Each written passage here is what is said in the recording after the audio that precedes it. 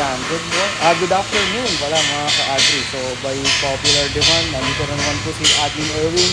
So samahan niyo po ulit ako ngayon dito sa ACC Metal Craft, no. So sa mga nakakaalam sa inyo, so ang products namin dito all about agri. So meron originally ang ACC Metal Craft. So gumagawa kami ng mga hand tractor kuliglig para sa palayan. So few years back, so nag-introduce kami ng mga iba't ibang mga agricultural products. So isa po dyan yung mga cultivating tillers natin. So yung cultivating tillers natin, mostly talaga ginagamit sa dry land preparation, mga panggulayan, prutasan.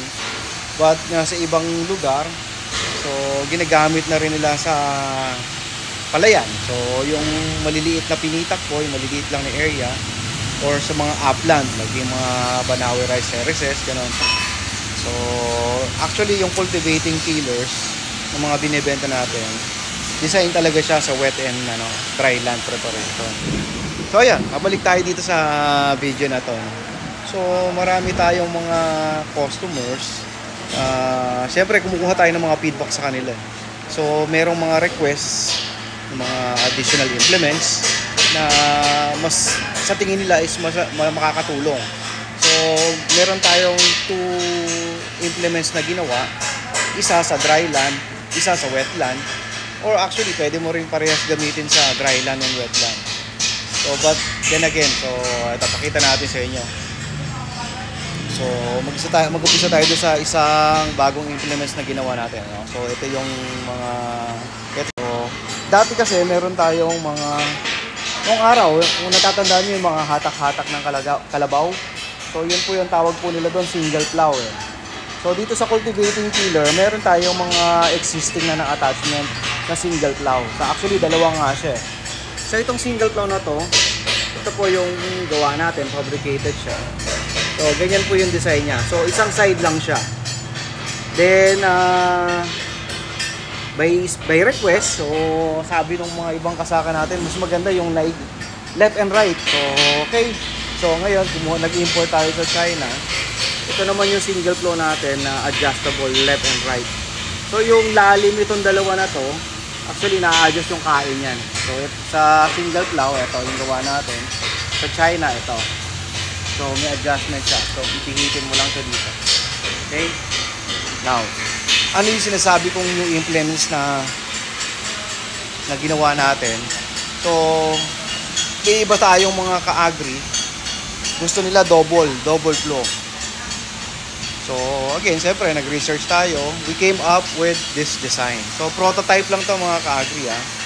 So ito yung ating ayan, tama. Adjustable na double flow. So dito siya nakakabit sa cultivating tiller natin na 12 horsepower. So yan po siya. Angas mga ka-agri, no? So ito yung ating adjustable double flow. Okay, so hindi ako dahil medyo puno tayo. Ito yan.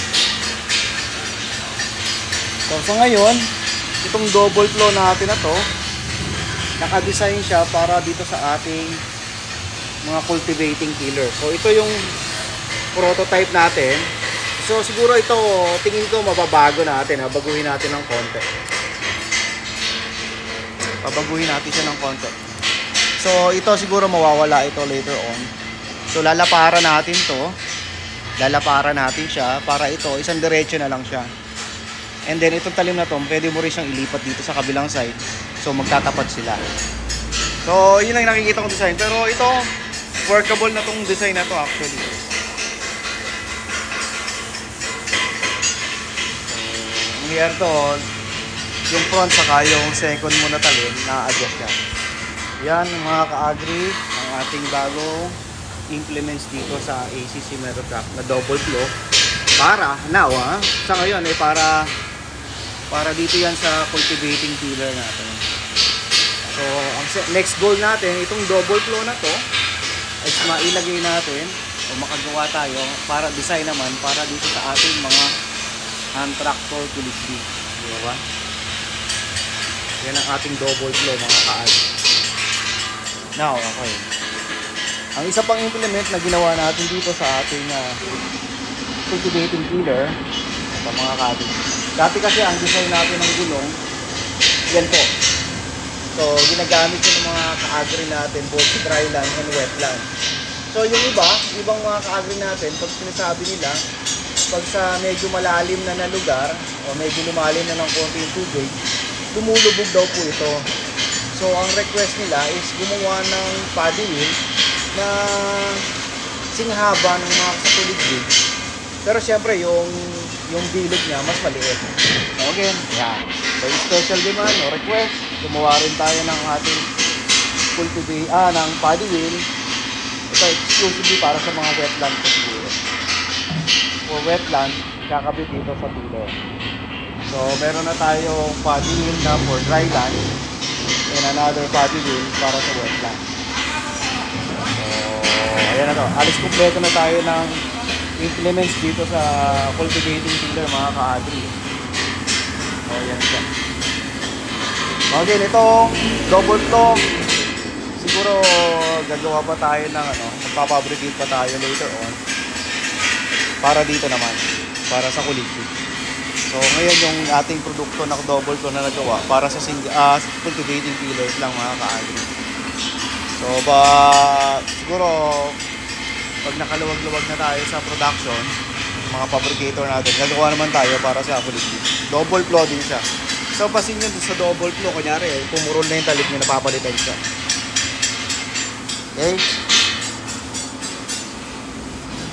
So, ayan mga request ng mga ka-agri natin. So, dito naman sa ACC, pag medyo nakaluwag tayo at tingin natin feasible o kaya yung request, ginagawa natin.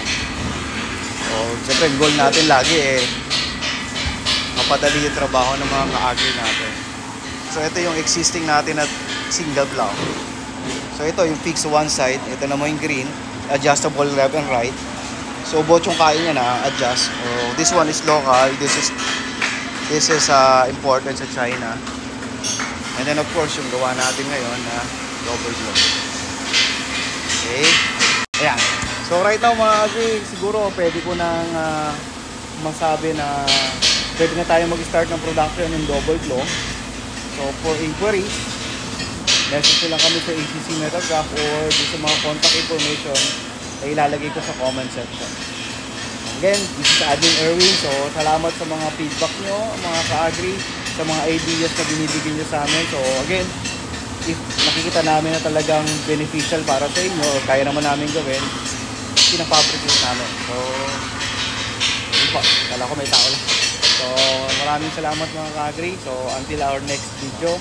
So, yun po, mag-subscribe kayo sa YouTube channel natin, ACC Metagraph TV. And then yung Facebook page natin, paki-like and share and follow mo po. Para mas maraming maabot ng mga kasaka natin. So, okay. Ito tayo. This is Admin Erwin po. So, maraming salamat po. Magandang hapon. And then mga agri, ito pa yung natin. Ito po yung magiging bagong showroom natin.